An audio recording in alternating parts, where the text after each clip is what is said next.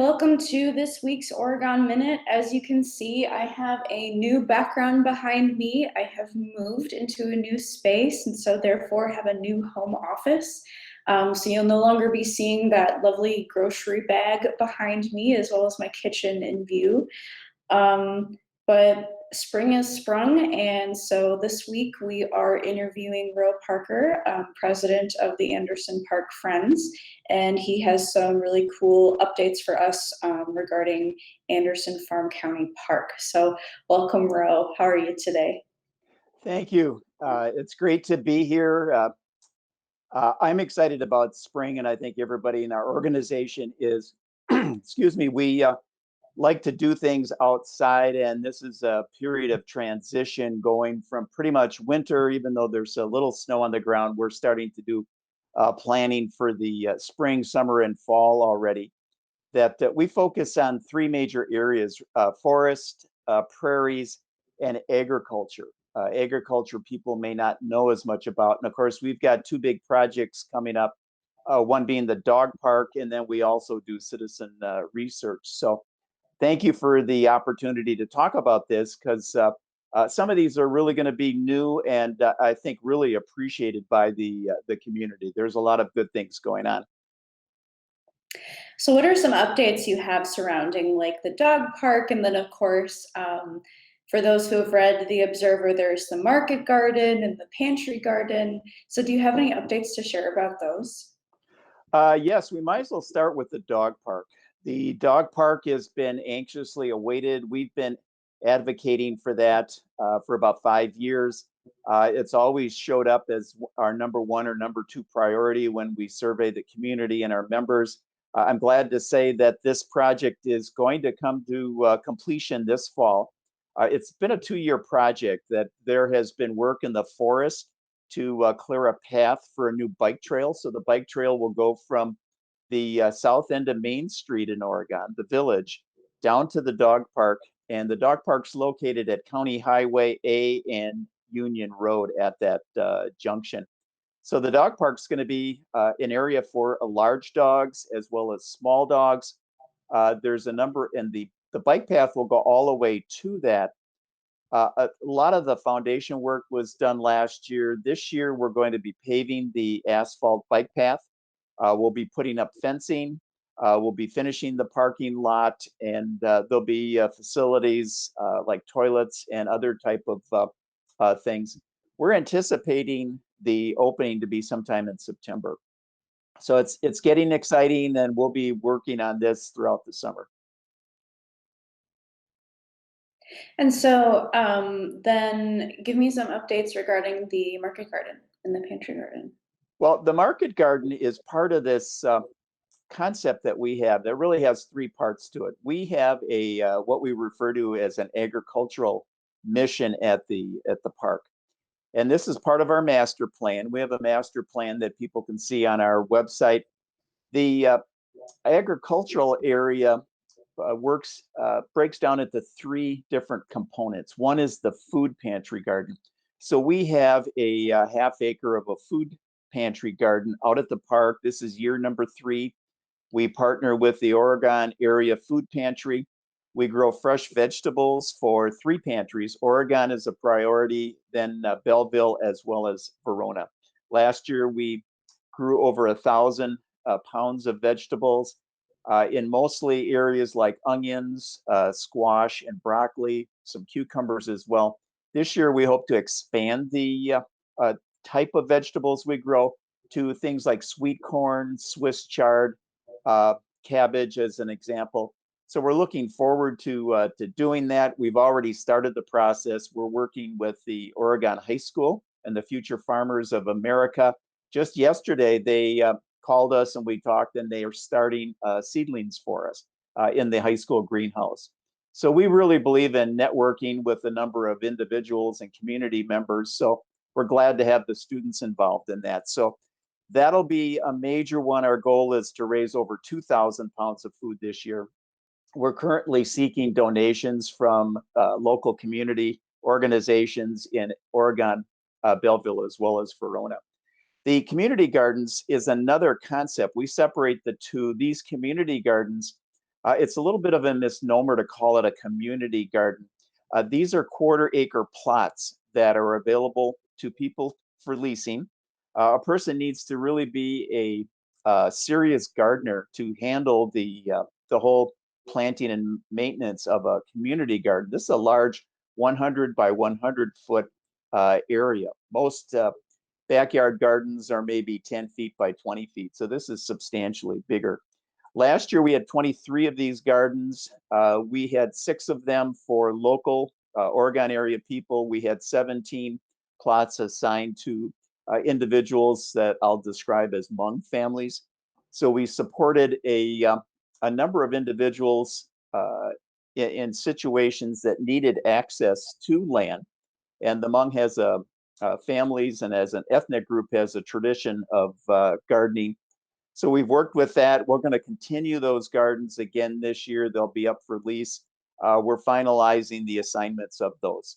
The last one that you referred to, the market garden concept, really the best way to describe that would be a larger plot of land that would be available for leasing. So these would be 2 to 5 acres worth of land, substantially bigger. And we look at this as a multiple year project. And this year we're going to be doing more gathering information and input from the community. So that on May 18th, we plan on inviting individual community leaders to get together to look at some of the plans, give us feedback and input, and we'll use that to create a 2-year plan for the market garden concept. So this will be an advisory committee. We're looking forward to reaching out and involving more people in that. So with agriculture, it works out to be food pantry gardens, community gardens, as well as this market garden concept.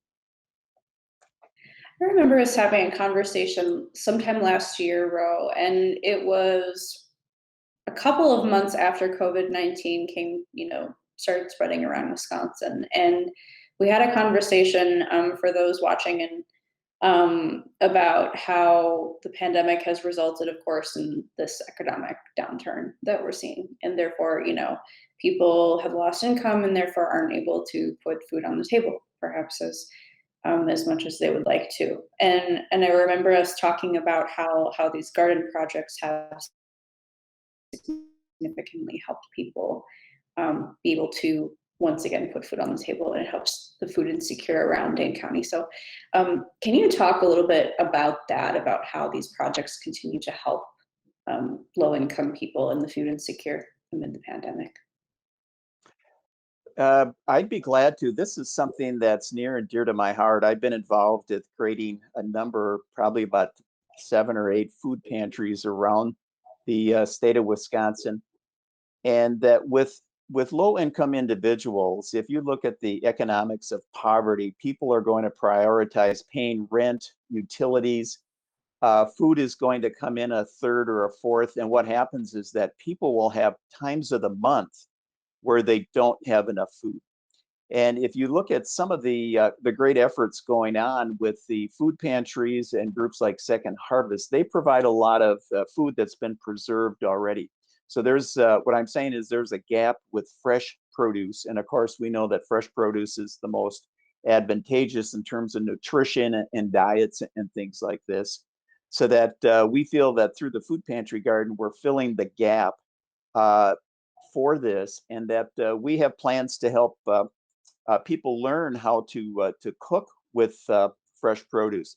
Because some of the research and surveys show that people tend to favor prepared foods that have limited nutrition, and that we're looking forward to working with the library and their new facilities to be able to have educational classes to teach people how to cook with fresh vegetables. People do not understand how the dynamics of hunger. We have this in Oregon. We have it in Belleville as well as in Verona, and that this is widespread throughout Wisconsin. When I first started with one of the very first food pantries, which was in Beloit, Wisconsin, where I worked as a community organizer, I was really surprised as a 23-year-old that there was hunger in Beloit. I just had that limited experience. Today, 50 years later, There's over 950 food pantries in the state of Wisconsin, and many of these pantries, their stock and inventory goes up and down. That they will have times of the month and times of the year that they have gaps, and they literally don't have things to give out to people. And we're trying to help fill in that gap. What have you heard from community members in Oregon, Verona, Belleville, surrounding communities about how these projects have impacted them, particularly during COVID-19? Well, I think in the short term, this last year, as you can understand, people are quarantined, they're segregated, and this is a problem in terms of being able to go to the stores. As you know, that economic situations come into play here. Many people are limited in terms of paying mortgages and rents and things like this, so that the leftover part of the budget's even more at a premium. So I think people agree that this huge need exists, and most people will shift the conversation to the fact that kids are going and suffering, and that uh, there are certainly school programs like school breakfast and lunch programs that have been affected in a variety of ways. Most people like to talk about the children, in fact, that they're helping children. A couple people will have made the comment that kids shouldn't suffer because of problems that adults have. I think that's a really good way to put it. Ro, I think that's all the questions I have for today. Is there anything else that you would like to add before we conclude? Well, just a quick summary that we're continuing our forest restoration work. We've been working in the Arthur Schultz Memorial Woods. We had a successful work day on March 5th, and that we're pretty much about finished with taking things out of the forest. We needed to take out invasive species before we could put the good stuff back in, so to speak. So that we're going to be starting to plan that, and people will see the regrowth of good understory trees and bushes that'll support wildlife and birds. Our whole mission of prairies is continuing. That we have 5 acres of prairie next to the Schultz forest. We have 35 acres of prairie in the dog park. When we talk about the dog park, we're really talking about establishing a 35-acre prairie. We put in 7,000 native plants in the drainage basin next to the dog park. We have another major native plant project that we'll be doing in May. And we'd love to have people come out and help us. We're looking at probably about 1,200 plants that we're putting into the park. And of course, these support birds and butterflies and wildlife in general and insects. So a lot of good things going on at the park. Thank you for the opportunity to talk about them today. You're very welcome. And I'll say I'm really excited to start seeing more monarch butterflies coming back to Wisconsin because I Yes. have been seeing the lack thereof within the last couple of years. So, well, to all of our viewers, thank you for tuning into this week's Oregon Minute. And as always, episodes are at 7 p.m. every Thursday.